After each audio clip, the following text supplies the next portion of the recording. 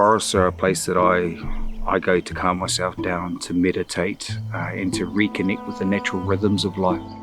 I feel very at home, listening to the Lewin's honeyeaters and the crows and stuff, Regardless of what chaos is happening, in the world, the forest is always here. You can always come here, unwind, and you know that it's going to make you feel better.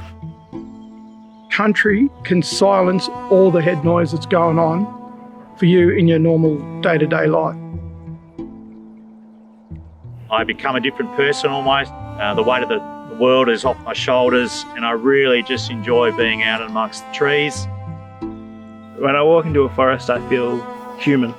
I feel powerful and at peace with who I am and where I am. It's invigorating and makes you feel fresh. It's for fresh air. It's quiet. The forest has always been a place of healing and just a place to escape to, away from some of the more modern world and the way we live today. It brings me back to, I suppose, the natural timing of the world, and I can feel that physically, mentally and spiritually. A forest is everything. It's our air, grocery store, chemist, the relationships that different people have with the forest, the relationships that the animals have with the forest, all the birds, all the insects, all the little microorganisms, all the fungi. Everything is everything.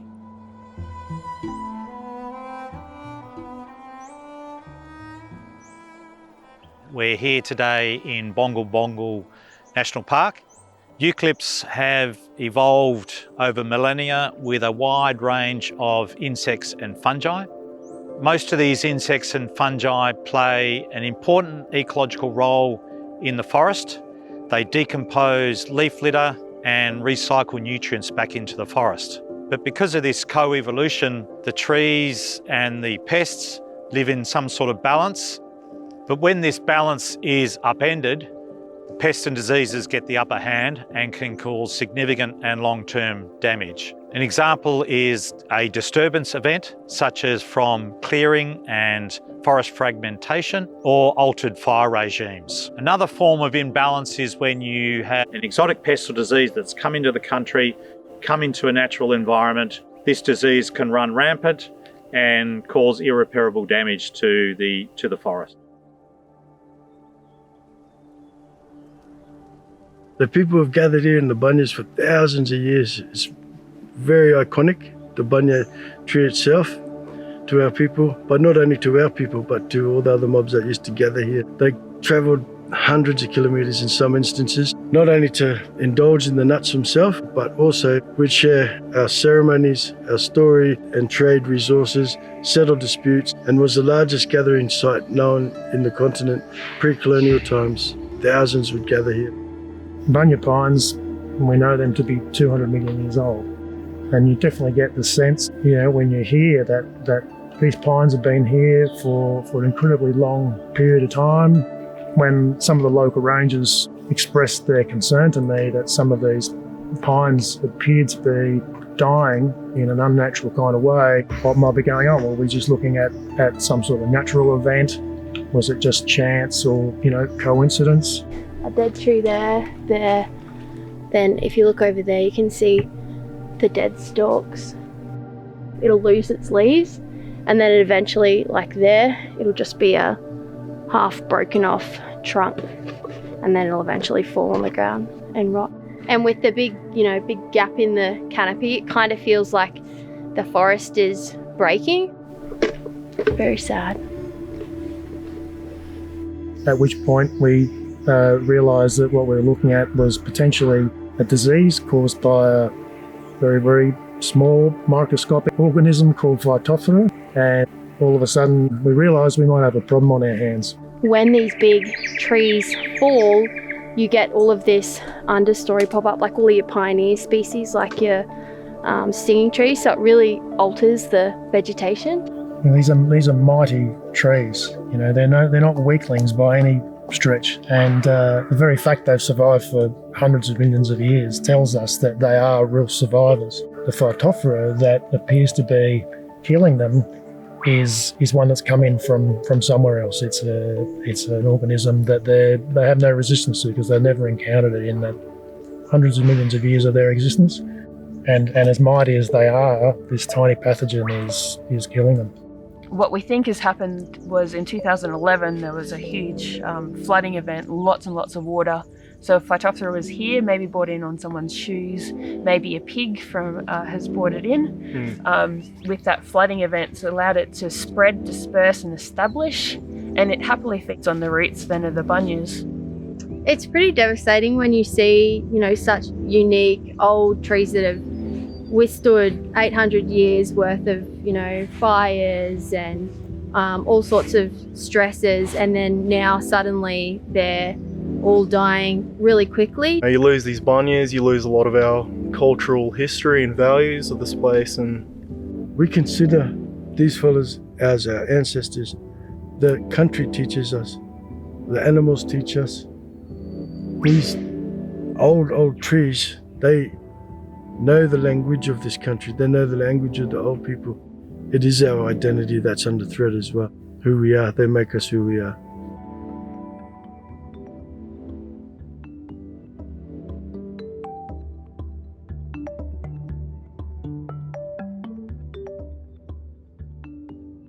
Myrtle rust was noticed in the Daintree about a decade ago, but it's really started to accelerate recently, and this back house here is actually quite recent, where it's only in recent months that parks have had to come to the level of removing and dropping trees for public safety. So this is one of the remaining trunks of a large back house here, a stone wood that was removed for safety purposes near the footpath, and you can see the size of the tree that was impacted and lost from the pathogen. So it's not just seedlings and small plants, where we're seeing mature trees of this age and caliber impacted. This area is filled with these lowland rainforest streams and creeks that meander through the lowland basins of sandy soils in particular. We've got these trees, Tristaniopsis, the water gum, that stop our erosion by stopping heavy water flow. But another really important part for these is that they have this really fibrous netting. And what you actually get is that this is a nursery for a lot of your prawns and your fish species. So it's a really high biodiverse system, like most of our streams are. And obviously a big component is that this also helps capture a lot of fine sediment. They take nutrients up, which then helps your water quality before it passes down into the reef and the mangroves and impacts on everyone's fishing or the pristine Great Barrier Reef. As we lose these species and they die back, we not only lose their roots, but we also lose a lot of the canopy. And so it allows more light to come through, which can warm up the water potentially. Different lighting also impacts what plants and animals can survive in these environments. And we just don't know what kind of flow-on effects that can have at a larger scale in particular. So it's really concerning to see that a lot of these major waterways through the wet tropics having this decline. I work in the Environmental Biosecurity Office. We have a main focus on exotic and emerging pests, weeds and diseases entering Australia and preventing that from happening. This can be achieved through enhancing and creating partnerships and collaborating on land management actions to back up the work being done at the border. Preventing the introduction and spread of pests, weeds and diseases is crucial, but further awareness and understanding of what biosecurity means to Australia can be just as valuable in order to protect and conserve our land and seas, but also our culture and our way of life for generations to come. Myrtle rust is widespread in New Zealand. It's really having some really big effects on some of our more vulnerable species, and we are really deeply concerned that we're going to lose those from the landscape. We're here to come together and to learn from each other, to try and invigorate those things that have been lost, come up with ways and solutions, and to look at how other people do things. Beautiful to listen to these stories. There's so much resonates with our culture as Māori. And I think central to all of those stories is the connection to the land. So our old people called this place Nigi Nigi, and so it's Nigi Nigi in our language means charcoalish, and because of this particular area was subject to fire regimes that our old people had practiced for thousands of years, and that's how we managed our country and looked after it. We lived in the bush, so we had to. In terms of forests, our traditional stories tell us a lot about what the forest provides and the importance of sustainability. That as humans, if we are to take from the forest, we need to be giving back. It's about bringing, incorporating those cultural practices, because, those practical things are important ways to pass on the story of conservation and how to do it, passing it on to young people and children, put it into a dance, put it into a story, put it into a song. It makes us who we are. It's our identity as Australians, not only as Indigenous Australians, but Australians. Our culture, our way of living outdoors, our adventurous personality types, our unique mammals, our unique creatures, so they all need to be protected.